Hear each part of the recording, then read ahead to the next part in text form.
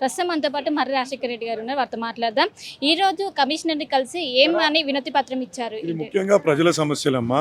మా ప్రాంతం మల్కాజ్గిరి నియోజకవర్గం మటుకు అనేక సమస్యలతో సతమతం అవుతుంది.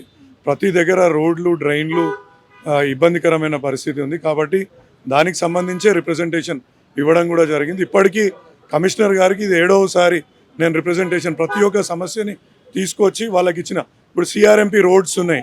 సిఆర్ఎంపీ రోడ్స్ మీద ఎటువంటి అభివృద్ధి లేదు, కానీ దాని మీద కోట్ల రూపాయలని ప్రజాధనం దుర్వినియోగం చేస్తుంది. మా దగ్గర అవి ఆపేసి మా ఉన్న ఇమీడియట్ ఇబ్బందులని గమనించాల్సిందిగా కోరుతున్నాం వాళ్ళని. అవిశ్వాస తీర్మానానికి ఏమైనా వెళ్ళబోతున్నారు ఏంటి? ఇవాళ సబ్జెక్ట్ అది కాదమ్మా. ఇవాళ ప్యూర్లీ ప్రజలకు సంబంధించిన సమస్యలపైనే ఇవాళ కమిషనర్ గారిని కలవడం జరిగింది. కొన్ని ప్రోటోకాల్ సమస్యలు ఉన్నాయి.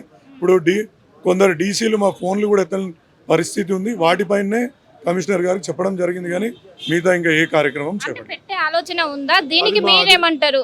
ఇంకోటి అధిష్టానం నిర్ణయిస్తుందమ్మా. ఇప్పటి వరకు బీఆర్ఎస్ మెజారిటీ ఉన్నా కానీ ఇవాళ ప్రజలకు సంబంధించి మంచి పనులు చేస్తే మేము కూడా పెట్టాల్సిన అవసరం లేదు.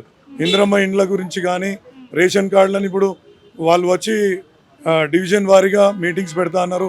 డివిజన్లో ప్రతి వార్డు వారీగా మీటింగ్లు పెడతా అన్నారు. అవన్నీ చేసి ప్రతి ఒక్కరికి ఇంద్రమ్మ ఇండ్లు అప్పచెప్పే విధంగా ఉంటే సంతోషంగా సహకరిస్తాం. మేయర్ గారికి కూడా సహకరిస్తాం.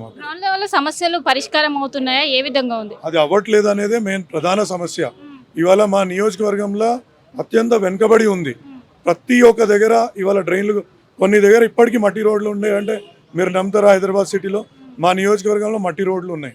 అటువంటి దుస్థితి మా యొక్క ప్రాంతానికి ఉంది. అందుగురించి మేము ఆయనని పదే పదే కలిసి విజ్ఞప్తులు ఇచ్చి మా యొక్క ప్రాంత అభివృద్ధికి సహకరించవలసిందిగా కోరుతున్నాం.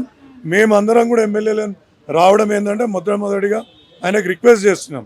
ఇక లేకపోతే మా కార్యాచరణ మేము చేపడతాం. ఆయన తప్పకుండా ప్రతి జోనల్ ఆఫీసర్కి 25 కోట్ల రూపాయల బడ్జెట్ కేటాయిస్తా అన్నారు.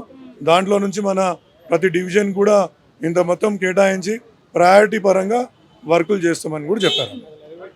సో మొత్తం మీద ఏదైతే గ్రౌండ్ లెవెల్లో ఉన్నటువంటి సమస్యలు ఎవరు కూడా పట్టించుకోవటం లేదు. ముఖ్యంగా కాంగ్రెస్ ప్రభుత్వంలో ఎవరు పట్టించుకోవడం. దీనిపైన మేము ఈ రోజు కమిషనర్కి వినతి పత్రం ఇచ్చారు. దీనిపైన స్పందిస్తామని ఒకవైపు చెప్పారు.